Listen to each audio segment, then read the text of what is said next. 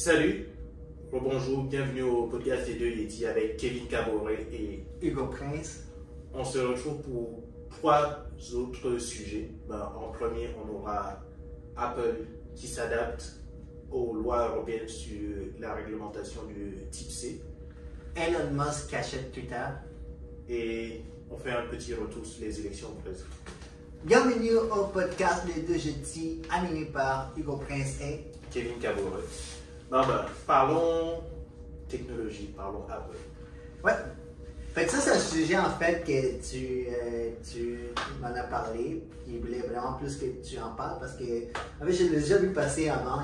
Parce que ça fait quand même longtemps qu'il s'en parle, genre, mais je voulais que comme je connaissais pas trop dans ce sujet-là, mais je vais te laisser t'expliquer aux gens qui nous écoutent maintenant.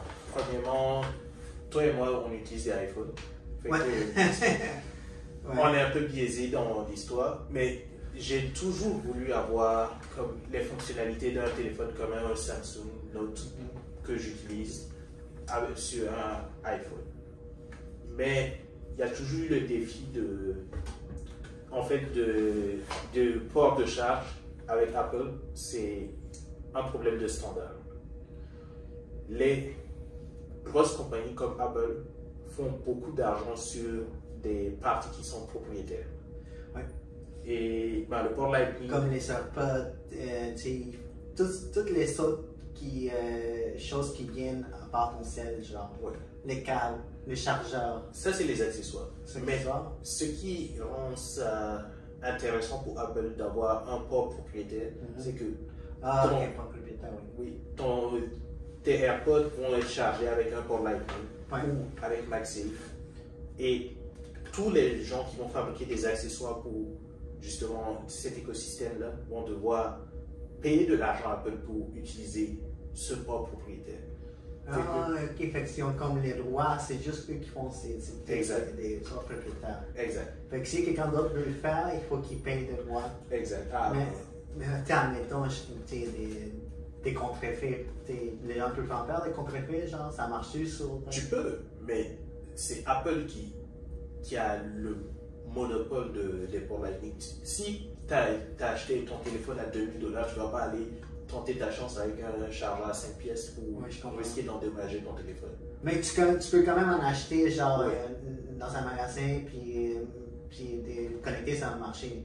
Oui, mais ça ne va pas être, testé selon les normes d'Apple. Ok. Mais pour ceux qui nous écoutent et nous regardent, là, de quoi on parle, on parle plus, genre. Parce que vous avez. Pour ceux qui ont un iPhone et. Par rapport au chargeur, vraiment, quand tu charges ton cell, par rapport à l'autre qui est une USB, tu sais, Samsung et autres, c'est des USB, genre modèle USB que tu mets dans un ordi, genre, vraiment, ce type de modèle. Mais vous avez remarqué quand dans un iPhone, quand tu connectes au chargeur, c'est plus petit. En fait, c'est ça qu'on parle de câble, là, c'est vraiment plus petit. Fait que, à un moment donné, moi j'avais une histoire, à un moment donné, je voulais comme, j'arrive chez mes amis, ils ont juste des Samsung. Puis là, moi, j'ai juste mon iPhone, il est presque déchargé. Et là, je demande, est-ce que vous avez un câble pour charger mon cell? Personne n'en a parce que tout le monde a des Samsung. Puis ils me disent, oh, mais j'ai juste un chargeur de mon cell, des câbles. Mais ça marche pas. Mais tu sais, les chargeurs qui se connectent à la prise de courant, Ouais. elles, je pourrais l'utiliser genre. Parce qu'avant, maintenant, ils ont comme changé les nouveaux câbles. J'ai un iPhone les derniers. Même les trucs que tu mets au chargeur est différent maintenant, est plus petit. Parce Le que, boîtier? ouais, mais avant c'était juste normal. Fait que je pourrais avoir un chargeur que tu peux utiliser avec un câble genre des Samsung Google. Et je pourrais juste connecter ces câbles-là à ces chargeurs-là, puis brancher mon iPhone. Mais maintenant, les nouveaux que j'ai, le chargeur est différent, puis c'est plus petit. Oui, c'est un type C. Oui. Mais avant, ils savaient. Là, tu sais, avant, il y avait. Quand tu te connectais à ton cell, c'était petit, mais l'autre bord, c'était genre type USB. Oui, c'était un USB type A. Ok. Puis là, ils ont changé les deux, mais de l'autre côté aussi, genre. Ce que l'Union européenne a avancé comme projet de loi, c'est d'obliger les compagnies à utiliser le même type de port Ouais. pour certains appareils. Pour les téléphones en particulier, les téléphones intelligents. Ça veut dire, ok, pour la prochaine génération d'iPhone, comment dire, si elle utilise un port qui utilise un fil, va devoir utiliser un port Type-C. Comme dans toutes les autres celles Samsung et Google, les mêmes genre. Oui, en Union européenne. Ouais. La majorité du chiffre d'affaires des ventes d'Apple aux États-Unis sont, comment dire, il n'y a pas de concurrent Apple aux États-Unis. C'est 80% du marché, je pense. Ouais. Mais en Union européenne, s'ils se mettent à changer de modèle, ils risquent de changer la production. Ils ne risquent pas de faire 2 modèles d'iPhone pour l'Union européenne et ailleurs. Ils risquent de faire juste un iPhone. Fait que là, ils vont changer les câbles juste en Europe, puis pas aux États-Unis, ils vont pas. Parce que là, c'est comme ils font 2 types de productions différentes. Genre. Ouais, ils pourraient, mais c'est pour ça que je trouve qu'il y a peu de chances que ça arrive. Mais après, les articles que j'ai lus, j'ai pas vu qu'ils allaient faire 2 juste en ça. Je sais qu'ils vont s'adapter, parce qu'ils l'ont dit, on doit s'adapter. Oui. Mais j'ai pas lu qu'ils vont genre faire deux productions de câbles différentes. C'est ça. C'est ça qui est intéressant dans la discussion, c'est de voir s'adapter. Qu'est-ce que ça peut vouloir dire? Ça peut vouloir dire, on fait 2 modèles d'iPhone. 2, Parce qu'il faut vraiment qu'ils fassent 2 modèles, juste à cause de l'ouverture de la prise de courant. Il faut vraiment qu'ils changent tout. Je pensais que c'était juste les câbles qu'il fallait changer.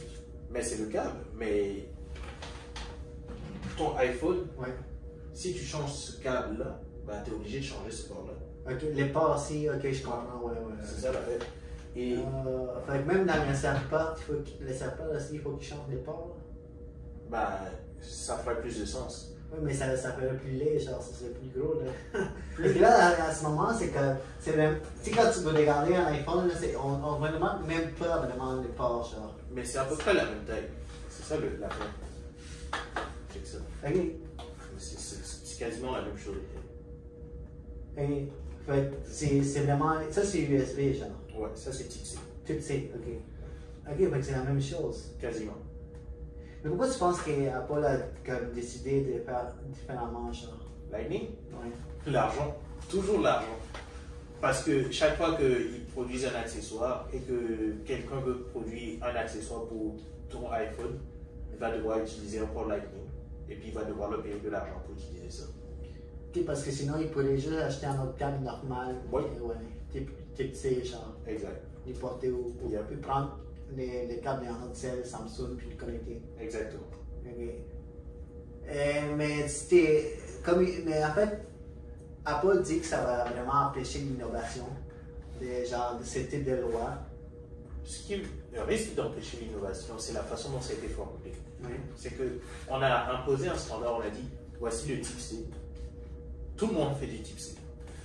On n'a pas dit, voici le meilleur standard. Tout le monde, à partir du moment où il y a quelque chose qui est meilleur, tout le monde va sur ce modèle-là. On a dit, ok, type C. C'est ça le problème. Parce que si, admettons, tu n'as aucune raison de chercher un meilleur modèle de chargeur, pourquoi tu vas dépenser de l'argent à faire ça? J'imagine qu'Apple n'est pas aussi dominant en Europe qu'aux États-Unis. C'est pour ça en fait qu'il y a plus. Ouais. Peut-être qu'il y a plus de personnes qui ont d'autres types de téléphones avec d'autres ports différents. Ouais, la plupart des autres téléphones ont un port type C. Ouais, fait que j'imagine que la grande majorité en Europe, c'est le type C, genre la plupart des gens qui ont des téléphones. Fait que ceux qui ont des iPhones, c'est comme. Premièrement, il faut qu'ils achètent des câbles à type Lightning, c'est ça? Ouais. En fait, c'est comme. Beaucoup disent que c'est plus de gaspillage. C'est du gaspillage. Ça dépend à quel point. Si tu dois changer de. Je sais pas. Maintenant qu'ils ne mettent plus les câbles dans la boîte, c'est déjà beaucoup moins de gaspillage. Ouais. Mais la plupart des gens ont déjà un chargeur chez eux quelque part. Mais c'est comme, à ce qui paraît, c'est 13 000 à 15 000 tonnes de gaspillage électronique en Europe, genre. Juste du gaspillage électronique, c'est-à-dire tous ces produits électroniques, câbles, cellulaires, tout ça. C'est pas juste c'est vraiment tout ce qui est électronique. Ouais, mais ok. Je comprends que ces règlements peuvent et donner un message dans la bonne direction, mais c'est clairement pas la solution. Mais c'est aussi une question d'argent pour les clients, ça réduit les coûts. En fait, je ne sais pas combien ça coûte, est-ce que ça coûte plus cher acheter un câble Lightning? Un câble, tu peux le trouver partout. Ben, c'est ça l'affaire, tu peux acheter un câble type C, ouais. Mais tous les câbles type C ne se valent pas. Si tu achètes ton câble type C de, je sais pas, Samsung, ouais. Ben, et que tu prends un câble qui est, comment dire, qui transfère les données et tout, ouais. C'est pas la même chose que si tu prends juste un câble qui fait juste charger. Oui, mais non, c'est différent. Ceux qui transfèrent les données, c'est différent des câbles qui chargent. Ouais. Mais genre, ils disent juste en faisant qu'Apple change leur part, ça réduit les coûts par rapport aux clients. Moi, ma question, c'est quoi les coûts c'est quoi que j'achète un autre câble? Ça m'étonnerait. Ok. Voici, je pose deux idées par rapport à ça. Premièrement, si Apple utilisait un câble type C, ils ne vont pas réduire le prix des iPhones. Je ne pense pas. Ça, je me demande, c'est quoi la réduction de prix? Ça vient d'où? Parce que est-ce que les câbles type C est plus cher que les câbles Lightning est plus cher que les câbles type C? Genre, parce que là, ils parlent de réduire les coûts, ok, mais l'iPhone va encore avoir le même prix. Exact. Oui, puis la réduction des prix, elle vient d'où? Je pense que c'est plus un coût de fabrication parce que ok. Apple fait fabriquer les câbles Lightning. C'est plus à ce niveau-là, mais je pense pas que monsieur, madame, tout le monde il va avoir un bénéfice dans ça. Mais en même temps, si tu vas directement acheter ton câble chez Apple, ça va coûter une fortune. Mais que tu vas l'acheter dans un magasin. Alors maintenant que c'est rendu tout type C, tu n'as pas le temps d'aller chez Apple même, tu peux aller chez ton genre quelqu'un d'autre qui vend des câbles normaux type C. Puis ça coûte. Parce que on dirait que des fois les gens quand ils vont acheter un accessoire, parce que là on parlait aussi des accessoires contrefaits, la plupart des gens chez Apple vont aller directement dans le magasin acheter. Ouais, tu vas sur l'Apple Store, ouais. Tu commences. Ouais. Mais genre maintenant que tu peux acheter n'importe où un câble de type C, genre, je sais pas, parce que je comprends pas la réduction de prix. L'iPhone va encore coûter cher. Oui, mais ça c'est pas le pire. Parce qu'ils ont dit on va s'adapter au règlement. Ça ne veut pas dire on va utiliser un câble type C. Parce que techniquement, le règlement ça stipule que s'il y a un port, ça doit être un port type C. Mais si Apple décidait qu'il n'y a pas de port. Mais ça, en fait, je pensais en lisant les articles, je me disais, mais bro, il y a maintenant des choses que tu fais juste. Il y a comme des chargeurs que tu connectes au mur, c'est comme rond. Tu juste mettre ton set par-dessus, ça charge comme un boost, ça donne un boost. Tu fais ça toute la nuit, là, il fait comme un peu qu'est-ce que tu as en arrière, tu le mets comme sur ça, puis ça boost. Là, déjà qu'ils sont enlevé la prise pour mettre tes écouteurs, puis là, c'est rendu des AirPods sans câble. Qu'est-ce qui empêche qu'ils vont se dire, mais ok, si on commence à faire ça, nous, on va dire, mais il n'y a plus de câble, on va juste. Il faut qu'ils s'achètent quelque chose qui coûte plus cher, un chargeur vraiment, genre, que tu poses ton sel, puis tu charges ça toute la nuit, genre. Puis ça, c'est pas un petit chargeur que tu connectes, là, ça va être vraiment tout un paquet, genre, ça va coûter plus cher. Exact. Parce que ton chargeur, les cubes, là, tu l'achètes, c'est facile d'acheter dans un magasin, mais ils vont créer une sorte de machine que tu connectes à la prise de courant, pour ça, tu mets ton sel, puis là, ça va coûter quoi, 200, 300 $? Ouais. Non. Ou peut-être, je sais pas, parce que si. À date, le Maxi, c'est autour de 75, je pense. Ça va là? C'est accessible déjà? Ouais. Fait que toi, tu peux ton sel normal? Non, celui-là n'est pas compatible, mais il y a ce qu'il y a. Fait qu'il faut qu'il soit compatible. En arrière, ils vont créer quelque chose pour que ça prenne les courants. Oui. Mais tu sais, je pense pas qu'ils vont le vendre tellement cher parce que, mettons, les gens ils vont acheter leur sel. Parce que maintenant, les nouveaux cellulaires iPhone, ils viennent plus avec les cubes. C'est parce qu'ils viennent plus avec un câble. Avant, ils venaient avec tout. Tu avais le paquet, tu avais même des écouteurs. Maintenant, il n'y a plus d'écouteurs, il n'y a pas de câble. Tu achètes juste un iPhone, ça coûte 2000 $. C'est ça. Avant, moi, tu avais des écouteurs, j'ai un câble, j'ai un petit cube. Là, ils vont juste te vendre le sel, puis ils vont te dire, mais si tu veux le charger, parce qu'il n'y a plus de port, maintenant, ils vont te dire, oh wow, il n'y a plus, tout est beau, il n'y a plus d'ouverture, rien. Et il faut que tu achètes la petite machine qui te charge ton sel, ça coûte 60$. Je dis, hein. Fait qu'un 1000 de plus, pour 2000, presque 2000, plus 50, plus de serpents à 300$. Mais. C'est où la réduction des prix? Ouais, mais les prix, c'est pas risqué. Parce que ceux qui. Ben, c'est simple. Le choix d'Apple, c'est. On fait ça, on vend ça cher pour éviter d'avoir à vendre tes données pour faire de la pub. Ouais, mais en même temps, genre l'idée qu'il n'y a plus de câble, il n'y a plus de port, je trouve ça genre bien, tu sais, il n'y a plus de câble, c'est moins de gaspillage, mais en même temps, ils vont. Parce que ça va pousser avec ce type de loi Apple à genre vraiment dire, ok, maintenant on oublie le câble puis on va juste. Parce on dirait qu'ils ne veulent jamais s'adapter aux lois que les gens. Parce que là, ils parlent de ça, ok, ça arrête l'innovation, mais ils vont se dire, mais nous, Apple, ça a tout le temps été la compagnie qui innove tout le temps. Puis à chaque fois que quelqu'un veut les contrer ou l'empêcher, il passe par-dessus. Quand il faisait ce film de Big Brother et tout, c'était IBM, les méchants, non, on innove. Mais on dirait qu'ils ne veulent jamais s'adapter, puis ils vont peut-être profiter de cette situation-là pour dire, mais non, mais on va innover. Puis le prochain cellulaire, dans 4 ans, il n'y aura plus de port. Fait que maintenant, tu vas acheter une petite machine, tu vas le charger. Puis même s'ils disent que ça empêche l'innovation, ça va leur aider à innover. Tu comprends ce que je veux dire? Parce qu'ils vont se dire, ok, nous, c'est comme on leur remet une loi, puis on va dire non, on ne va pas se parler sur la loi, on va innover d'une autre façon, on va enlever le câble. Ouais. La prise de courant, en fait. On se comprend dans ce sens-là. En termes de marketing, ouais, ça fonctionne, là, ce que tu dis. Ouais.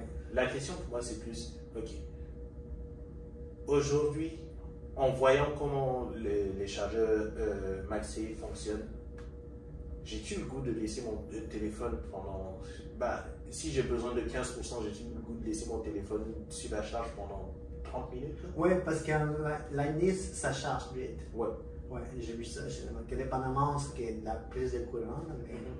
Mais ouais, en port C, tu dis que ça prend beaucoup de temps à charger. Pas de type C, mais s'il n'y a plus de port physique et qu'ils utilisent un maximum. Ok, là tu parles de la petite machine que tu fais juste mettre ton sel. Mais ça pourrait que tu peux. Il y a des endroits, des fois, dans des aéroports et tout, que tu peux mettre ton. Il y a une affaire de stand, et tu fais juste brancher ton sel, tu fais juste fermer comme. Tu fermes ton sel, tu mets à l'intérieur comme une espèce de boîte là, puis tu fermes la porte, puis ça booste genre full vite. Oui, mais tu peux pas faire ça tous les jours, genre. Si tu fais ça tous les jours, tu vas. Tu veux genre briser ton sel, genre? Ben, c'est comme. Comment une batterie fonctionne, c'est qu'il y a justement des. Comment dire? C'est un changement d'état des éléments qui sont dans la batterie. Mais si ta batterie est habituée à changer d'état vite, ben, elle va se charger vite, mais elle va se décharger vite aussi. Ah, ok. So, Fait que si la batterie, genre, elle est tout le temps chargée vite, elle s'habitue à changer vite, là elle va se décharger vite, c'est comme ça que ça marche? ouais. En quelque sorte, ouais. Ouais, plus ou moins. Fait que toi, tu ne veux pas non plus que. Je ne veux pas détruire ma batterie pour. Surtout que s'il n'y a plus de port, ben, ils vont te charger max $2 pour changer ta batterie après. Ok. Mais en même temps, tu dis que ce type de machines que tu connectes ton sel, ça charge lente, c'est ça? Ben, celles qui sont standards. Standard, oui. ceux qu'on a en ce moment. Oui. Peut-être qu'ils peuvent créer quelque chose qui charge pas trop vite, pas trop lent, je sais pas. Là. C'est ça le défi. Mais ok, oui, ils vont peut-être innover là-dedans, mais combien ça va coûter, combien ils vont changer. Parce que c'est comme un autre accessoire. Parce qu'il ne faut pas oublier, genre maintenant, après leur iPhone, tu sais c'est quoi la chose qui se vend le plus chez Apple, c'est leur AirPod. Ils ont justement tué les câbles, puis ils ont créé une autre source de revenus complètement, genre. Avant, genre, c'est même plus l'iPad, c'est juste derrière l'iPhone, c'est les AirPods, genre. Ouais, make sense. Ouais, fait que là, il va dire, mais là, écoute, plus de câble, on peut genre innover, comme on a innové dans les AirPods, parce que juste après qu'ils ont sorti, les gens disent, oh non, ça va pas marcher, ça a l'air genre d'une cigarette dans ton oreille. Là, on est rendu en 2022, puis c'est genre la chose qui se vend presque la deuxième chose qui se vend le plus chez Apple. Peut-être qu'ils vont dire, mais on peut innover dans les chargeurs, puis rendre notre sel genre au campeur, mais le prix va être à combien? Fait que c'est ça. Apple, USB Type C, on verra ce que ça donne. Là, mais soit, à mon avis, soit on aura un truc sans bord, ou s'il y a un iPhone Type C, j'achète. Ouais. S'il y a un iPhone Type C. T'achètes? Ouais. Ok. Bon. Notre deuxième sujet, on veut parler des élections au Brésil. En fait, ça fait déjà au moins une bonne 2 semaines déjà, je pense, vraiment que c'est arrivé. Il y a eu des élections au Brésil récemment, puis il y a 2 candidats. Lula da Silva, l'ancien président, qui a fait 2 mandats au Brésil, puis c'est lui qu'on appelle le Trump tropical. Ouais. Comment tu dis son nom? Jair Bolsonaro. Bolsonaro. Fait que t'as 2 extrêmes en fait. Bolsonaro qui est un peu plus genre vraiment extrême droite. Puis t'as Lula qui a tout le temps été, pendant ses 2 mandats, on l'appelait l'héros de la gauche. Fait que c'est l'autre côté vraiment de l'extrême. Fait que t'as 2 gars vraiment différents. T'as un gars comme Lula qui a été vraiment dans tout ce qui a été union, dans tout ce qui a été, il a travaillé sa vie pour les travailleurs, il a fait son parti, le parti des travailleurs aussi, là, ça s'appelle. Puis t'as l'autre gars qui a tout le temps été genre dans l'armée, dans tout ce type d'affaires-là. Bolsonaro, il voulait faire un autre mandat. Fait qu'il s'est représenté. Yeah. Fait que t'as Lula da Silva. Puis l'histoire de Lula da Silva, là, il a été 2 mandats de 2003 à 2011, si je me rappelle. Et il s'est retiré. Et les salaires minimums pendant son mandat ont augmenté de 60%, genre. 60% des salaires minimums au Brésil. Si je me chiffre, je l'ai ici, là, j'ai vu 60%, ça a été augmenté, genre. C'était vraiment le président le plus acclamé du Brésil. Quand il est parti, le monde était vraiment déçu qu'il parte. Mais il est parti, il est parti. Mais l'affaire, c'est qu'en 2018, il a été emprisonné par fraude. Ouais. Comme dans la plupart des pays de l'Amérique du Sud, c'est pas parce que tu es un très bon président que tu fais 2 mandats que tu te retires, puis genre 7 ans après, ils te prennent, genre. Mais le truc le moment de son emprisonnement, c'était pendant la période des élections. Ouais, c'est la période où Bolsonaro a été élu pour la première fois. Oui. Et il y a beaucoup de personnes qui ont insinué que c'était plus un timing politique que... Oui, mais le truc, c'est qu'il est allé en prison. Oui. Et il a fait presque une année de prison. C'est juste qu'il y a eu des preuves que les juges qui l'ont emprisonné étaient contre lui. Il y a vraiment des choses qu'il lui a dit, puis on a jugé qu'il n'a pas été condamné genre comme il faut, parce qu'il a juste été contre lui, fait qu'il s'est rendu encore à la cour, puis on a annulé son jugement, puis il est sorti de prison genre en 2021. Ouais. Puis là, il y a eu des élections, il s'est représenté, puis il a gagné. La question, c'est qu'il y a beaucoup de manifestations au Brésil. Parce que premièrement, je pense que 59% des Brésiliens pensent que Lula est coupable, même s'il est sorti genre des prisons. Ah, ok. Là, on rentre dans autre chose, là, mais la perception publique, c'est... Ouais, j'ai une perception publique des gens qui disent que même s'il est sorti, même s'il a été pardonné, tout, il est encore coupable des fraudes qu'il a faites. Et puis, mais en fait, en Amérique du Sud, il y a vraiment un gros scandale. Il y a une compagnie de pétrole, ok? Je ne sais pas si tu en as entendu parler. C'est une grosse compagnie de pétrole qui a vraiment donné des pots de main. Il a vraiment corrompu beaucoup de politiciens, pas juste au Brésil, mais partout. Même l'ancien président péruvien s'est fait mettre dehors par rapport à ça. C'était un gros scandale, une compagnie pétrolière. Genre des pots de vin, la corruption pour différentes choses pour vraiment opérer dans leur pays, genre. Okay. Est-ce que tu te souviens c'était quoi la compagnie? Oui, je l'ai ici.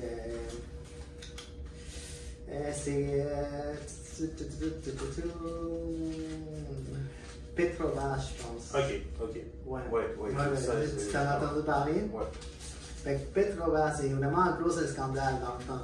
Puis au Brésil, vraiment, c'était genre tout le monde, genre Petrobras, ouais. Tout le monde, ok? Ça, le seul qui s'est sorti indemne, c'était ce gars-là, Bolsonaro, qui s'est sorti indemne, j'ai juste comme rien eu sur lui. Puis là, lui a décidé de faire sa première campagne présidentielle, puis d'être comme la nouvelle option, genre. Puis la nouvelle option, on a comme une histoire qui se répète aux États-Unis, quand Trump, la nouvelle option de genre, je suis pas corrompu, je suis pour le peuple, blablabla, toutes les autres sont corrompus, fait qu'il a comme, il s'est rendu au pouvoir en 2018, puis beaucoup de gens les reprochent beaucoup pendant la pandémie surtout, parce que le Brésil, c'est le deuxième pays où il y a eu le plus de morts dans la pandémie. Genre, je pense qu'il y a plus de 600 000 personnes qui sont mortes de la COVID. Et puis, parce que premièrement, Bolsonaro, il ne croyait pas à ça. Il disait que les vaccins, ça faisait que les gens deviennent des alligators. Il a même dit. Fait que tu fais te vacciner. Il a dit, mais c'est là, je l'ai vu dans l'article. Il a dit que quand tu te fais vacciner, tu peux devenir un alligator, il a dit. Fait que quand ton président dit ça, ton top gars là, dit ça, fait que les gens se disent oh shit, on prend pas le vaccin, ok? Fait que, il y a beaucoup de gens qui sont morts, fait que c'est vraiment genre, comme Lula l'accuse d'avoir fait genre presque un génocide, genre, les gens l'appellent de faire un génocide à cause de la pandémie. Les débats, là, les chefs, là, les présidents, les débats, là, ça, là, si tu penses ici qu'il y avait des débats, genre les gens se parlaient par-dessus, là-bas, là, ça s'est insulté, genre, plein de choses, genre, Lula, genre, il y a même eu, Lula, il y a des publicités contre Bolsonaro qui disaient qu'il faisait du cannibalisme, genre, c'est trucs de même, genre. Puis là, de l'autre côté, ben, Lula, c'est genre un voleur, c'est un corrompu, genre, ça, c'était même en arrière, dans les vrais chefs des équipes, genre, c'est frappé, c'est bataillé, genre, c'est intense de même. Il fallait que les gens séparent les équipes des deux candidats. Ouais. Puis en plus, les deux candidats, à chaque fois qu'ils sortaient, il fallait qu'ils portent des gilets pare-balles. Parce que ça se pourrait qu'ils se fassent tirer dessus pendant leur campagne. C'était vraiment l'Europe de même, c'est blessé, genre. Yeah. Bolsonaro, il s'est déjà fait poignarder une fois, genre presque avant sa élection. Fait que déjà là, c'est sorti indemne. J'ai comme ça a aussi aidé sa campagne la première fois. J'en ai sorti, on m'a poignardé, puis je suis devenu. Yeah. Fait que c'est vraiment une grosse affaire. Là, Lula, le jour de, genre, quand il était annoncé président, je sais pas si tu as vu sur Twitter, genre, tous les premiers ministres du Canada, le président Joe Biden, ils ont tous félicité Lula pour sa victoire. Le problème, c'est que Bolsonaro, ils ont fait 2 rondes. Okay? C'était pas juste parce que la première fois, c'était vraiment trop proche. Fait qu'on disait, quand c'est trop proche de même, il y a une deuxième ronde. Parce qu'habituellement, ici, dans les pays comme en Amérique du Nord, c'est juste une fois. Là. Si tu gagnes, quelques pourcentages, tu gagnes. Mais dans nos pays, je pense, en Amérique du Sud, ils font tout le temps une deuxième ronde quand c'est trop proche. Hein. Je sais pas s'il y en a Afrique qui font ça. Ça dépend de quel pays. Ça dépend où. Mais en France, c'est pareil. C'est que, okay, si tu bats au premier round à 51 plus 1%, l'élection est terminée. Mais si tu as plus de votes, admettons que la première personne a 33%, la deuxième personne a 20%, ben, c'est pas possible, mais que la deuxième personne ait 40%, et que la troisième personne ait 20 quelques %, ben, il y aura un deuxième round avec les deux plus. Parce qu'il faut vraiment que ça soit 51 et plus. Ouais, c'est ça. Mais ici, au Canada, j'ai jamais eu de deuxième round. C'est genre tu gagnes, yeah. Même si c'est mieux. Donc, au Brésil, ils ont fait une deuxième round. Mais l'affaire, c'est que dans les sondages, on disait que Lula allait gagner de 14%. Mais dans la première ronde, c'était vraiment genre minime, genre. C'était vraiment minime. C'est ça qui a fait mis des doutes dans beaucoup de gens. Puis même pendant la campagne, Bolsonaro a dit que les sondeurs, c'était l'ennemi numéro 1. Parce qu'à chaque fois qu'il y avait un sondage, puis il mettait Lula de l'avance, Bolsonaro a dit ces gens-là, ils mentent. Il disait beaucoup de choses. Les sondeurs, c'est genre c'est des menteurs, ils font des sondages qui sont pas vrais. Puis il a même passé une loi pour emprisonner les sondeurs pendant genre 10 ans, genre. Yo, mais c'est ça qui est. C'est lui, c'est ça qu'il a dit. Tu sais, il a même passé une loi pour emprisonner, à chaque fois que les sondages étaient contre lui, il disait que c'était des menteurs et tout ça. Là, il a envoyé la police, puis il y a des sondeurs là, qui sont allés en prison, genre. Oui, mais l'affaire avec ça, c'est justement marocain. Puis là, en fait, ça fait aussi en sorte que les gens voient ça, puis les gens commençaient à avoir des doutes aussi avec les sondages, puis beaucoup de Brésiliens disaient nous, on ne croit pas les sondages. Parce que déjà, les présidents mettent en doute les sondeurs. Ouais. Et je sais pas si tous les sondeurs sont genre, ils disent la vérité, mais normalement, ils devraient dire les facts. Mais déjà, le président met en doute ces gens-là, plus il y a des lois qui passent. Le président met en doute le fonctionnement de la démocratie. Ouais. C'est une tendance qu'on voit de plus en plus dans ces dernières années, que ce soit avec Trump, que ce soit avec beaucoup de, comment il s'appelait, celle d'Italie. Comment ça s'appelle la présidente? On a parlé justement dans un podcast. Mélanie, non. Ouais, je vais me souvenir d'elle. Attends.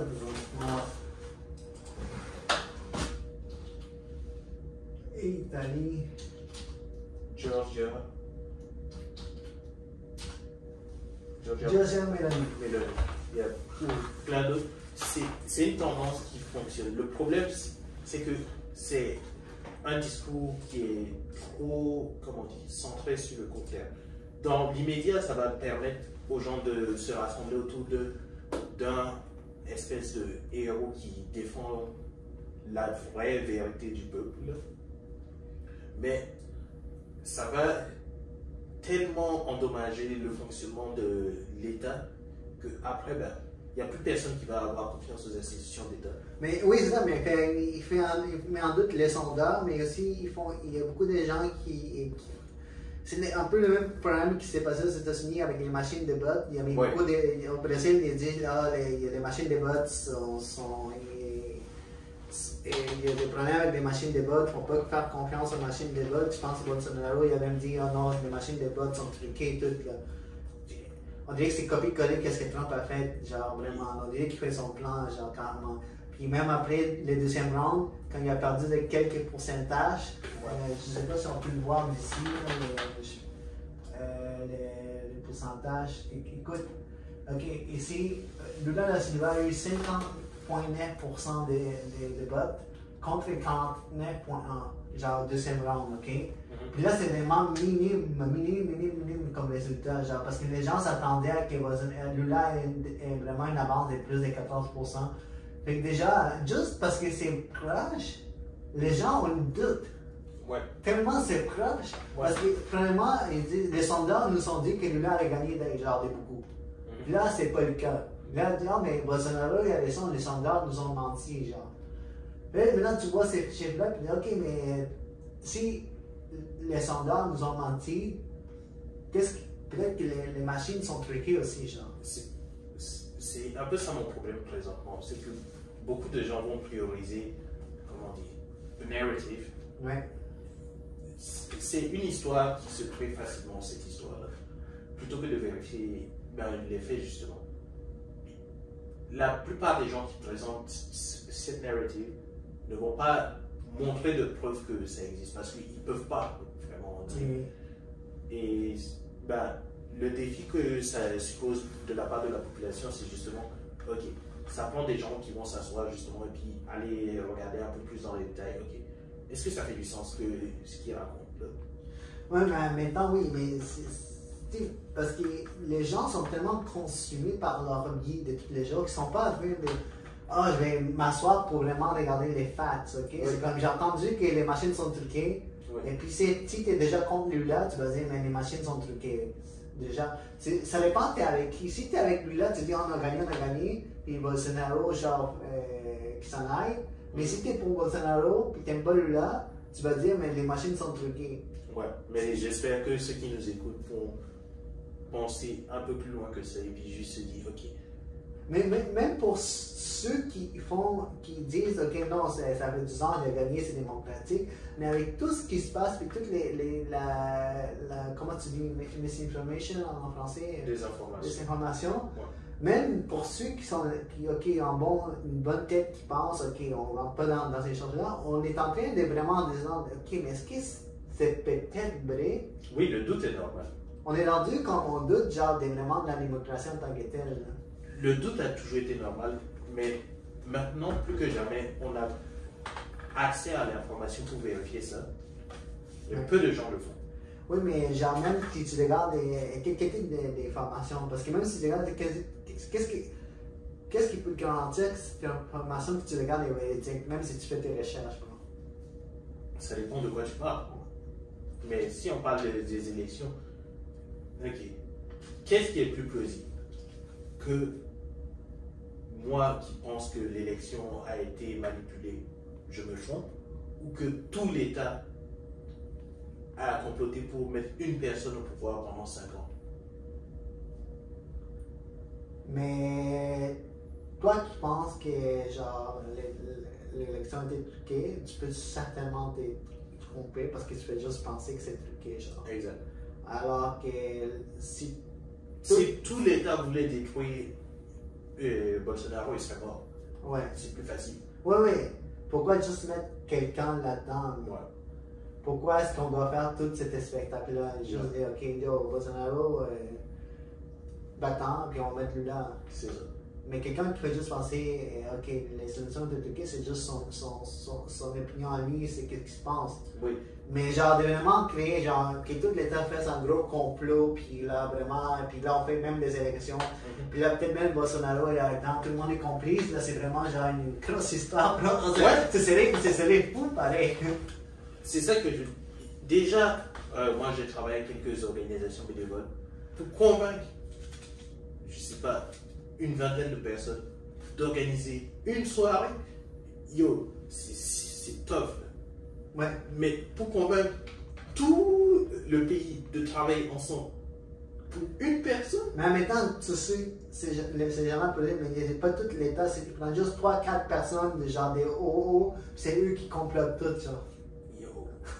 Ils vont tout le temps te sortir plein de choses, man. Ouais. Même si tu dis non, oh, mais non, ça prend pas tout le monde, ça prend juste une. Je dis même pas que c'est impossible. Je dis juste, est-ce que ça vaut la peine? Mais, est-ce que quand tu regardes les Brésil et les États-Unis, est-ce que tu vois-tu une similarité là-dedans? Oui, il y a des similitudes pour ceux.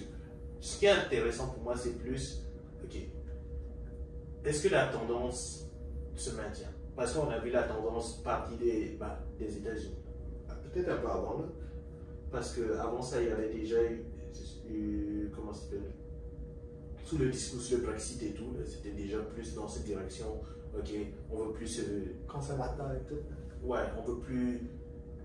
On veut devenir plus nationaliste, on veut se revenir sur nous-mêmes. Et puis, cette tendance-là, elle continue, mais quand on se met à dire, ok, les institutions de notre pays ne travaillent plus pour nous, ça devient extrêmement dangereux pour ceux qui travaillent dans ces institutions. Parce qu'ils se disent, les gens me surveillent et je dois surveiller les autres. Okay. Et ça ne donne pas envie de venir travailler pour le gouvernement ou quoi que ce soit. Oui, parce que là, ça crée un environnement malsain, puis tu sais plus ton travail est vraiment genre pour une bonne cause, c'est pour les gens. Exact.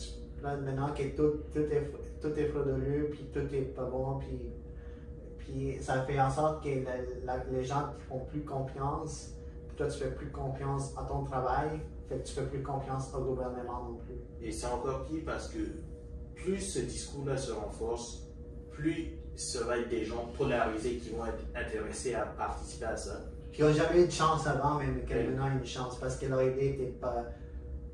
Leur idée de base est vraiment pas acceptable, mais dans ces conditions-ci, peut-être qu'ils sont plus acceptables. Exact. Et même si les gens savent que c'est pas acceptable, ils voient ces gens-là comme une nouvelle face, puis genre comme Bolsonaro l'a fait en 2018, tout le monde était corrompu avec Petrobras. Et moi, j'étais le seul indemnisé, j'ai rien eu, fait que je suis comme les seuls qui peuvent vous sauver, genre. Ouais. C'est la même chose avec Trump. Fait que, tu sais, ces gens-là, ils ont des idées folles, puis ils deviennent comme des héros. Genre, on est différents, puis là, ils se font élire. Puis là, ben, dans le cas du Brésil, 600 000 morts de la COVID. Oui. Genre. C'est ça qui est dommage. Ouais. C'est que, au final, cette période d'incertitude, elle est ressentie surtout dans les. Comment dire? Dans les classes les plus défavorisées. Ça ne va pas affecter, je ne sais pas, les gens qui sont déjà établis dans le pays. Parce que les riches évangéliques au Brésil ont tous genre, pris du côté de Bolsonaro, puis tous ceux qui sont chrétiens catholiques, pauvres, c'est du côté de Lula. Genre. Ouais. Fait que tous ceux qui sont riches, évangéliques, qui font partie du militaire, police, sont tous pris du côté du Bolsonaro, les pauvres ont pris du côté de Lula. Fait que déjà, tu vois une classe divisée, parce que j'ai lu qu'au Brésil, genre, chaque État est vraiment concentré sur leurs propres problèmes. Il y a des États qui peuvent habiter loin de l'Amazonie, parce que l'Amazonie, c'est un gros sujet aussi dans ce côté politique. Parce que Bolsonaro, ils s'en foutaient vraiment, genre, qui coupe des arbres. Genre, Lula a dit non, on va vraiment prendre soin de ça. Mais genre, il y a des États au Brésil, genre, qui sont vraiment pas préoccupés de l'Amazonie, genre, pas du tout. Genre, ils vivent dans leur bulle, puis il y en a d'autres qui sont peut-être plus proches de l'air récente, il y en a d'autres qui, genre, c'est comme, parce qu'on pense des Brésil dans l'Amazonie, mais il y a des États qui sont carrément, ils s'en foutent de l'Amazonie, mais ils vivent leurs propres problèmes dans les bulles. Mais c'est vous fascinant, pareil, de voir cette élection au Brésil qui ressemble tellement aux élections américaines, genre, comme si tu peux comparer Lula avec Joe Biden, puis genre, Bolsonaro avec Donald Trump, genre. J'irai pas jusque-là. Parce que, tu sais, Lula, c'est il est quand même âgé, il a un cancer du larynx, quand il parle, on ne comprend presque plus. Genre, peut-être Joe Biden, mais il chance que Lula ait encore toute sa tête. Joe, je sais pas. Puis Bolsonaro qui, comme, copie-coller Trump, genre. Ouais. Mais c'est quand même, en tout cas, je trouve qu'il y a une ressemblance, vraiment. Ben, une ressemblance pour sûr. La différence en termes d'appartenance politique, pour moi, ça change quelque chose. Parce que Lula, en termes de ce qu'il représente pour le Brésil, c'est plus, comme tu dis, on se rapproche plus de la gauche. Ben, c'est de la gauche. Ouais. Biden, c'est pas la gauche. C'est quoi? L'extrême gauche? Ben, non, mais pas. Non, c'est comme tu dis, milieu.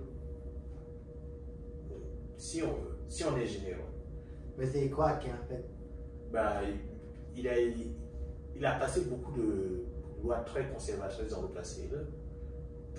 Mais en ce moment, il s'est considéré comme quoi? Il est démocrate, certain, c'est un démocrate. Mais c'est un démocrate, genre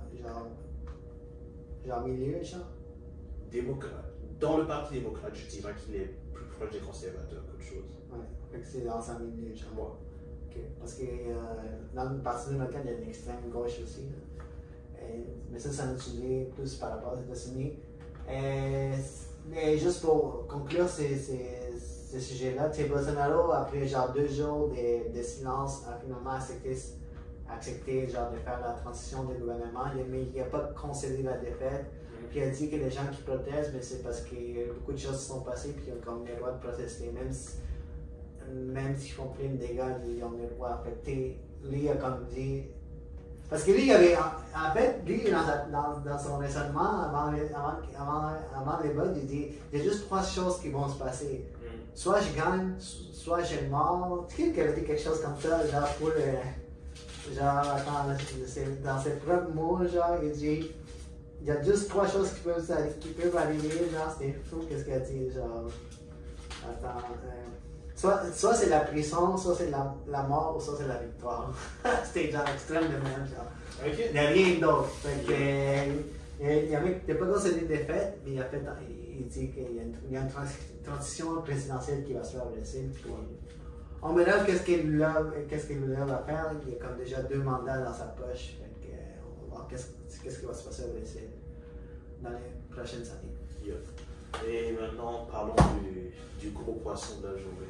Mais en fait, c'est genre un sujet que ça n'arrête pas, d'avoir des nouvelles, c'est genre, tu sais, parce que c'est pas le cas, on devait l'enregistrer avant, mais là, à chaque fois qu'on a repoussé pour certaines choses, Mais genre, chaque jour, chaque semaine, il y a quelque chose de nouveau, là, c'est fou, là, ça.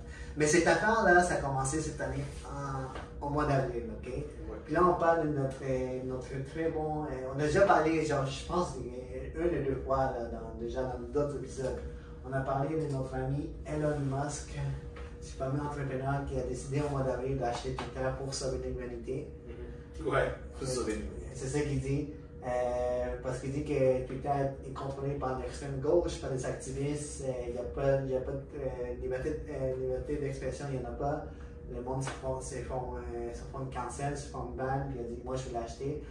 Au mois d'avril, il a dit je vais l'acheter pour 44 milliards de dollars, puis il s'est retiré. Pourquoi? Ouais. Parce qu'il a dit il y a trop de bots, les bots, les robots artificiels. Il a dit il y en a trop, Twitter, ils l'ont comme menti, ils ne voulaient pas dire le vrai nombre de bots. Puis il s'est retiré. Twitter a dit non, on va le poursuivre en justice pour qu'il achète la compagnie. Yep. Fait que, récemment, je pense que c'était quoi la date exacte qu'il a dit quand il a acheté là? La date du rachat, je peux. Le 28 octobre. Le 28 octobre. En fait, c'était vraiment parce que. Au président judiciaire, ils ont dit que tu as jusqu'au 28 octobre pour arranger ça. Okay? Sinon, ça va traîner, puis là, on va te forcer les gens à l'acheter. Ça va passer en jugement. Ça va passer en jugement, puis là, tu vas finir par en acheter. Fait qu'il a fait un YouTube, il a dit ok, mais donnez-moi du temps pour que j'aille chercher le prêt. Genre, non, le prêt du monde, il faut qu'elle cherche de l'argent pareil. Parce que c'est pas. Je pense pas que comme. Tous ces milliards-là, ils les appellent dans son compte bancaire. C'est tous des actifs, des stocks. Les compagnies qu'il y a, fait que c'est pas genre, c'est la valeur qu'il y a, c'est pas genre j'ai 245 milliards de dollars ou 120 milliards de dollars, non. Fait que lui, pour ses 44 milliards de dollars, il devait emprunter genre 13 milliards de dollars, fait qu'il a dit au juge, donnez-moi quelques jours, je vais finir par l'avoir pour le prêt. Fait que le 28 octobre, il a dit, je vais l'acheter. Comme il a dit, c'est fini, je l'achète. Mais je pense que quelques jours avant, un jour avant, il est arrivé dans le bureau chef de Twitter avec un lavabo. Yep. T'as dit? Yep. Let it sink in. Let it sink in. Genre, vraiment, genre, en français, genre, ça coulé, genre, c'est fait, c'est done.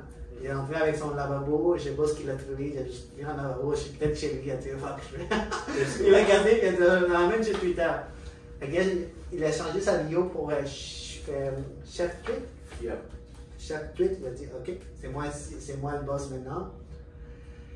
Même pas le lendemain, les tops, genre les PDG, tous ces gens-là. Ouais, il y a eu beaucoup de personnes qui ont été envoyées. Les cadres supérieurs, ils ont tous été financés, les tops, genre les supérieurs, là, ils ont tous été partis, les PDG sont partis, ils ont tous été envoyés.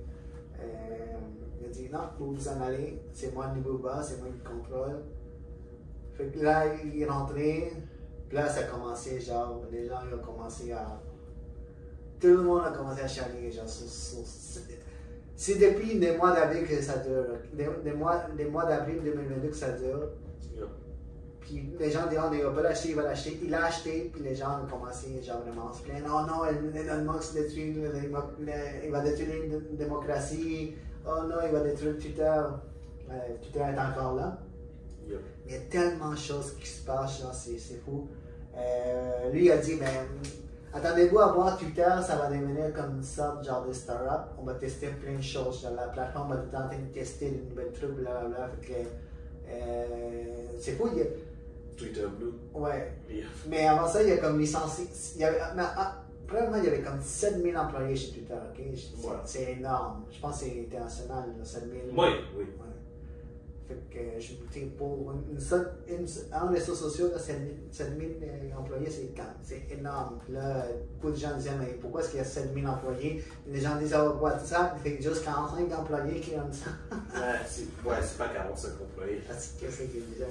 J'ai vu quelqu'un qui a dit c'est juste 45. Peut-être au début. Ouais. Mais il a licencié la moitié de ses employés. Là. 3500 personnes, là, bye.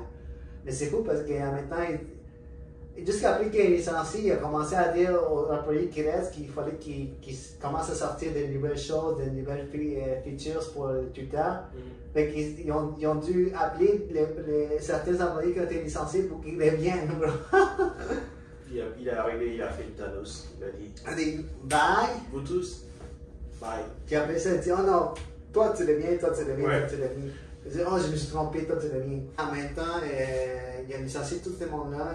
Il est en fait revenu certains, mais en Californie, il y a des employés qui ont fait un recours collectif parce que ça a l'air qu'il faut qu'ils donnent 60 jours avant qu'ils. Ouais, après à vie. Un préavis de 60 jours. Fait qu'ils ont fait un recours collectif, genre. Yup. Parce que ça n'avait pas de sens. Yup. Fait que l'histoire continue, genre, là, ce qui est le fun, c'est qu'ils ont fait une nouvelle. Plus tard, ils voulaient tester quelque chose de nouveau, Kevin. Yup. Ben, il voulait faire en sorte que Twitter Blue donne accès à une vérification. Mais qu'est-ce que c'est Twitter Blue, Ken? Ben, c'est la portion payante de Twitter. C'est. Comme genre premium, genre. Ouais, mais ça te donne moins de fonctionnalités. Mais en fait, ce que ça te donne, ça te permet d'être certifié, genre vraiment les petits crochets bleus. Ouais. Que normalement, tu obtiens ça parce que tu es dans le gouvernement, tu es une personne célèbre, Ouais. ou genre un personnage public, ou tout ça, ou quelqu'un qui est genre vraiment genre personnage public, genre tout ça. Ça prend du temps, de certaines vérifications à faire, mais pour 8 $, tu peux avoir ça. Puis tu peux avoir, à ce qui paraît, moins de publicité. Tu peux publier des vidéos plus longues. Et c'est tout. Là. Il n'y a pas grand chose. C'est ça la Il y a autre chose? Ben, en termes d'offres, les offres principales non. Mais c'est sûr que pour des.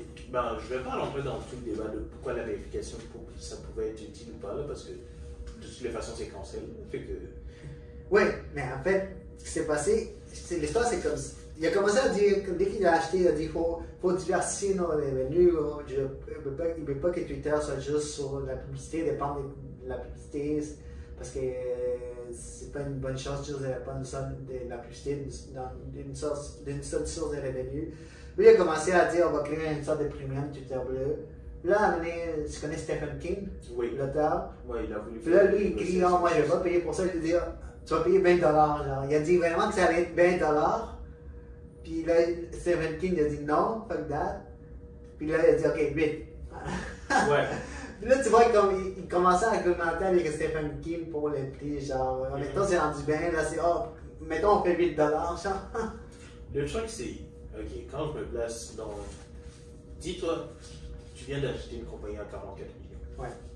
T'as une dette à payer. C'est même pas la dette le problème, c'est que c'est une compagnie publique. Ouais. Ton devoir envers les actionnaires, c'est d'augmenter sa valeur.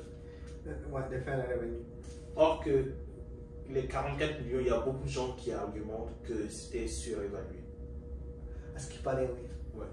Fait que, à mon avis, tout ce qu'on voit comme opération dans cette première semaine-là, c'est pour essayer de stabiliser la valeur de Twitter avant de mettre en place d'autres stratégies. Mais là, ce qui paraît, la dernière nouvelle, c'est qu'il dit que la compagnie pourrait bientôt faire faillite. À ce qui paraît, c'est comme. C'est qu'est-ce qu'Elon Musk a dit, là, c'était des rumeurs, là, dit, on est peut-être proche de la faillite. Ah, ça, je sais pas là, mais ça m'étonne. C'est plein de rumeurs, il y a plein de choses. Récemment, juste. Parce qu'au début, quand il a acheté la compagnie, il a envoyé les cartes supérieures, les présidents et tout. Et puis, il y avait certains encore qui sont restés avec lui, mais récemment, juste il y a quelques jours, il y en a d'autres qui occupaient des places quand même hautes dans l'histoire de Twitter. Ils viennent toujours de partir. Oui, Il y mais en a beaucoup qui disent que Elon Musk est focusé sur l'argent parce qu'il veut payer sa dette. En fait. oui, c'est tout à fait normal. Mais une compagnie de la tête de Twitter, ça disparaît pas juste. Il y a quelqu'un qui la rachète. Ouais, mais là, tous ceux qui sont restés parce qu'ils faisaient confiance, ils partent parce que là, ils voient. Mais l'affaire avec Twitter Bleu, là, et pourquoi ça décantait, c'est parce que les gens pouvaient impersoner quelqu'un d'autre. Genre, ok? T'achètes ton. Parce qu'en mettant, toutes ces compagnies-là, les grosses compagnies, tu sais qu'ils sont bénéfiques. Quand ils ont un clocher bleu, c'est parce que c'est vraiment eux. C'est vérifié, c'est eux. Mais là, tu achètes un Twitter bleu pour 8 $, tu peux juste impersoner. Genre, Tu peux changer ton nom. tu peux changer ton nom et dire je m'appelle Coca-Cola. mettez pas Coca-Cola, mais juste à première vue d'œil, des gens pensent que c'est Coca-Cola. Il y a plein de gens qui ont acheté Twitter Blue juste pour être certifiés, qui ont changé leur nom, puis ont commencé à faire des tweets genre en faisant en sorte qu'on dirait que c'est la compagnie ou la personne. Il y a des histoires genre comme George W. Bush qui a dit j'aime tuer, j'aime bombarder les Irakiens, genre je sais pas what the fuck. Ou comme le premier ministre de l'Ontario, il a dit si t'as des enfants, je veux pas qu'ils soient proches de mon cabanon, genre. C'est genre des trucs de même. Ou même une compagnie d'insuline.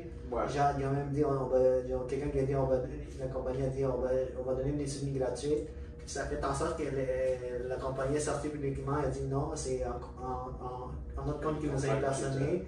Puis ça fait en sorte que juste après, leur valeur Bruxelles a craché, genre. Puis déjà qu'au début de l'histoire, quand Elon Musk a acheté Twitter, il y a des compagnies qui ont arrêté leur publicité avec Elon, comme General Motors. Mais en fait, General Motors, c'est parce qu'ils vendent des autos. Mais les gars de Tesla achetaient Twitter, fait qu'on va juste dire non. Comme General Motors, GM et Volkswagen aussi ont arrêté, genre, juste après qu'ils l'ont acheté. Mais ça, c'est parce que. Compétition. Mais moi, l'histoire avec Twitter Bleu, genre, à cause d'un tweet, genre, ta compagnie perd une valeur boursière, les autres compagnies vont dire, mais. Que genre. C'est pas stable. C'est pas stable ici, là.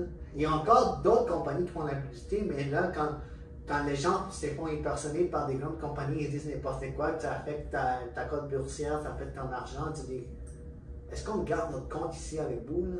Ouais, mais de ce que j'ai compris, une des stratégies pour essayer de monétiser Twitter, c'était plus de devenir comme un compétiteur de OnlyFans, quelque chose du genre. Non, ouais. Ouais. De donner la possibilité à des gens. Des gens de faire des nudes, ça. Ben, il y a déjà des gens qui font des nudes sur Twitter. Il y a des potes sur Twitter. Mais c'est de pouvoir faire comme devenir des super fans ou super followers de quelque chose, de quelqu'un. Mais ça, super fans, super followers, ils font pas ça sur Facebook. Dans les pages Facebook, là, tu peux devenir super fan, super follower, tout ça. Genre. Tu commandes beaucoup dans une page. Ouais. À un moment donné, tu deviens super fan comme tu le Ouais, non, mais ici, tu payes pour. Tu payes pour. Tu payes, si tu t'abonnes à quelqu'un. Comment ça, des Patreons, genre? Ouais, genre. Sur Twitter? Ouais. Écoute, je m'abonne à des gens pour l'information parce que je viens de compte, mais c'est genre pas, je vais pas payer, là. Ça va être quoi, la même chose? Si je paye, ça va être la même chose qui font ça gratuit, genre. La plupart sur Twitter est. That's what I say. It's like OnlyFans. Ouais, non, mais la plupart des gens, si je suis sur Twitter, ils vont juste publier n'importe quoi, je vais pas payer. Si je paye, ouais. Ça va être la même chose qu'ils publient quand c'est gratuit. Oui, c'est ça. Les gens, ils vont payer pour du contenu exclusif et qui est porn. Ah, fait que tu penses que ça va devenir. Moi, je pensais que tu parlais du modèle d'OnlyFans. Là, tu dis que ça va devenir OnlyFans, genre. Kind of. Tu parles pas du modèle. Genre, le modèle, ok, on paye pour commencer des Patreons. Il y a déjà des porn stars sur Twitter. Ils vont juste, au lieu d'envoyer les gens sur OnlyFans, ils disent pay me on Twitter. Non, mais là, tu fais en sorte que les compagnies vont juste dire non, on reste pas ici, genre. Puis, ils étaient déjà là sur Twitter. C'est pas juste ceux qui font la publicité, mais ceux qui ont un compte, ils vont dire pourquoi est-ce qu'on va garder notre compte ici avec tout ce qui se passe. Mais c'est ça que je dis. Ces personnes, elles sont déjà sur Twitter. Les gens, ils faisaient de la publicité sur Twitter en sachant que ces gens-là étaient sur la plateforme. Beaucoup de gens n'utilisent pas Twitter parce qu'ils ont peur d'ouvrir ça et de tomber sur une vidéo d'une personne nue ou quelque chose du genre. Déjà. Mais les gens qui font de la publicité dessus sont déjà au courant de ça. Fait que ça ne change pas grand-chose pour eux. Ouais, puis honnêtement, quand en fait, ça fait une année que je consomme beaucoup de Twitter.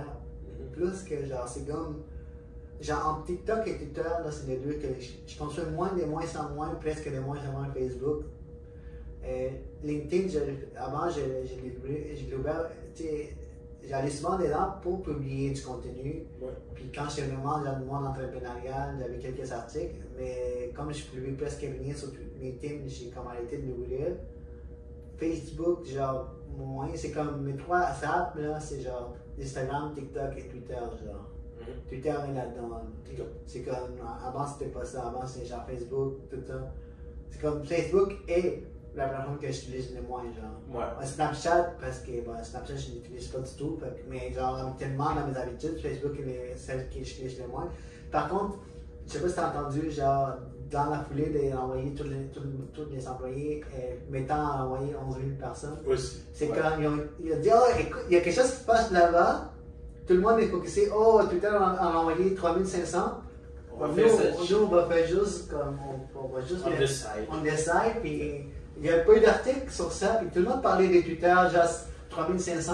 Ben. Mais je pense que comme Marc a dit, oh, peut-être c'est le bon moment pour envoyer des gens, parce que s'il l'aurait fait avant, peut-être plein de gens auraient écrit des articles, tout le monde en aurait parlé. Ouais, ben, on en a parlé, mais on en a parlé beaucoup moins que si c'était arrivé juste à Twitter. Ouais, parce que tout le monde est focusé sur Twitter, genre. Ouais. Donc là, on dit, oh, mais c'est le temps de sortir 11 000. Ouais. Fait que, je sais pas, écoute, est-ce qu'Elon Musk va trouver une solution pour que finalement les réseaux sociaux ne prennent pas des publicités? Est-ce que c'est vraiment une option viable, valable? Parce que chez LinkedIn, par exemple, il y a LinkedIn Premium, mais c'est parce que là, tu as accès à vraiment, genre, tu as accès directement à la personne que tu veux communiquer, tu peux envoyer un message direct, tu peux, genre. Une pièce. Ouais. C'est 30 $.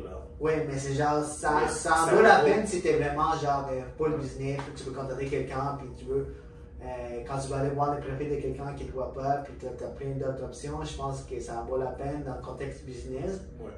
Mais normalement, la plupart des réseaux sociaux, c'est genre les ads qui sont, c'est leur sort, presque leur sort revenu, genre.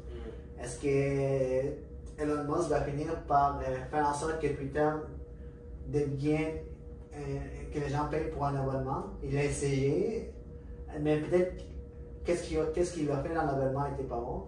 Le modèle des abonnements versus les publicités, les plus hauts taux de réussite pour une grosse entreprise, ça va être autour de genre 10% du revenu, ça vient des abonnements.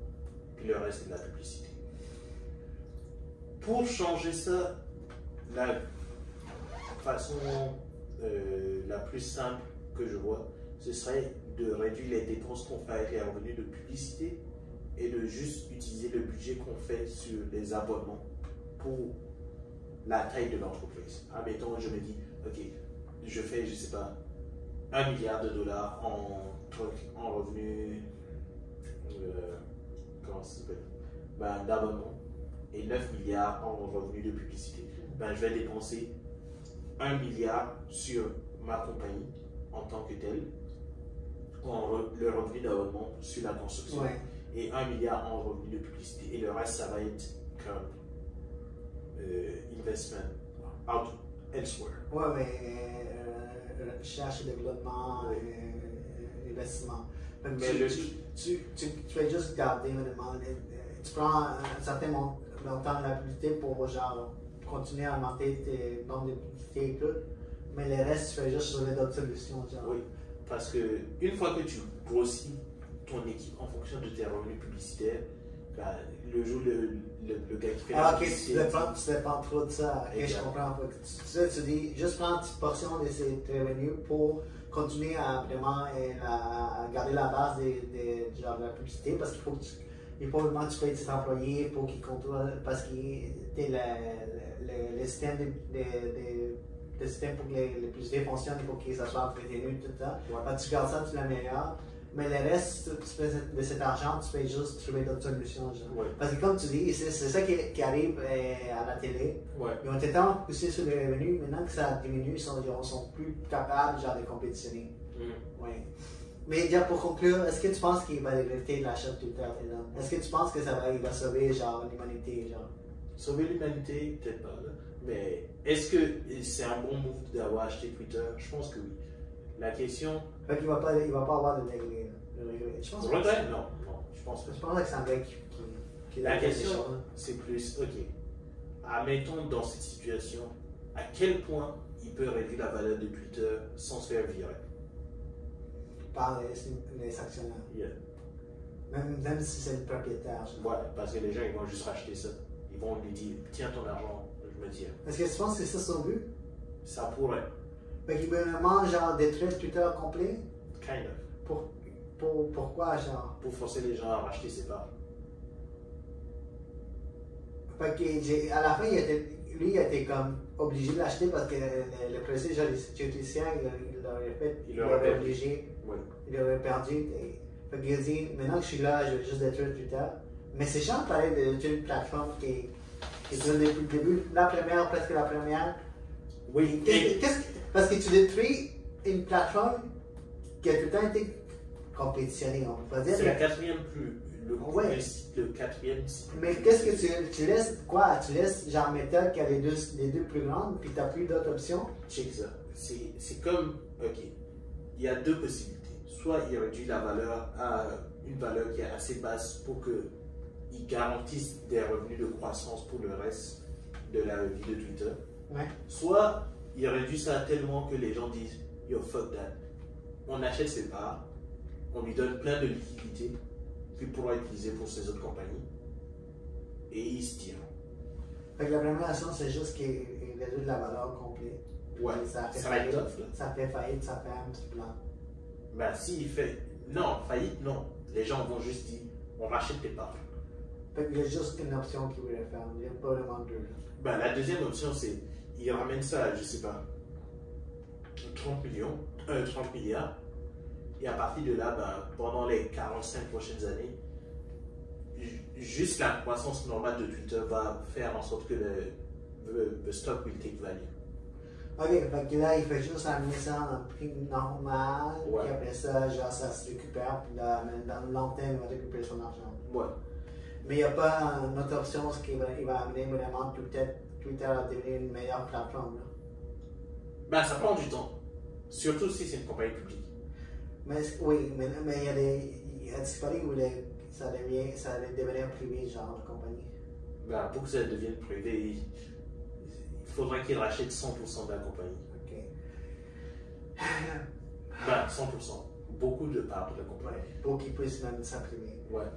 Mais pour que ça fonctionne, il faudra qu'il ramène le prix encore plus haut. Pour l'acheter, puis. Fait que, est-ce que je pense qu'avec tout ce qu'il fait, il va vraiment prioriser. Là, il priorise parce qu'il vient de l'acheter, mais est-ce que tu penses à long terme il va prioriser Twitter avec tout ce qu'il fait, ça? Parce que là, tout ce qui est écrit sur Twitter, c'est juste Twitter. Avant, c'était genre SpaceX. Genre, tout le temps SpaceX. C'était vraiment son affaire, là. Soit SpaceX ou des fois Tesla. Là, les 3 dernières années, parce qu'il a acheté Twitter, il s'est juste tweet. Ben, Est-ce que tu penses qu'il va avoir vraiment, genre, à la fin de cette histoire-là, Twitter va devenir une meilleure, comme je t'ai dit, on va une meilleure plateforme. Est-ce que tu penses qu'il va prioriser ça pour que, là, ils vont focuser sur ça jusqu'à ce que ça devienne bon? peut-être, ça m'étonnerait. Fait que tu dis que je vais juste pour le moment parce qu'il vient d'acheter, mais après ça, il va mettre quelqu'un, il va dire run that, puis. Pas forcément, mais ça va jamais être que. C'est pas une start-up Twitter. C'est pas un truc où tu peux dire du jour au lendemain, voici, on change la façon dont on crée tous nos produits, on y va demain. Pour ça, il faudrait la racheter d'abord. Jusqu'à ce qu'il parle de la racheter, je dirais non. Là, toi, tu penses qu'il va juste vouloir sortir de là Sortir, non. Faire le max d'argent avec. en détruisant tout l'argent. Kind of. Bon, c'est une histoire qui se développe à tous les jours et en ce moment, on en aurait parlé parce que là, Twitter a essayé plein de choses. Si on se souvient, Twitter Bleu, les services d'abonnement, ça n'a pas marché. Là, il y a plein de choses qui se passent, mais c'est le temps les fans d'aller là. J'aime bien Twitter, c'est là ce que je fais mes nouvelles, mais tout ce qui traîne. C'est juste pour parler aux gens. Ouais.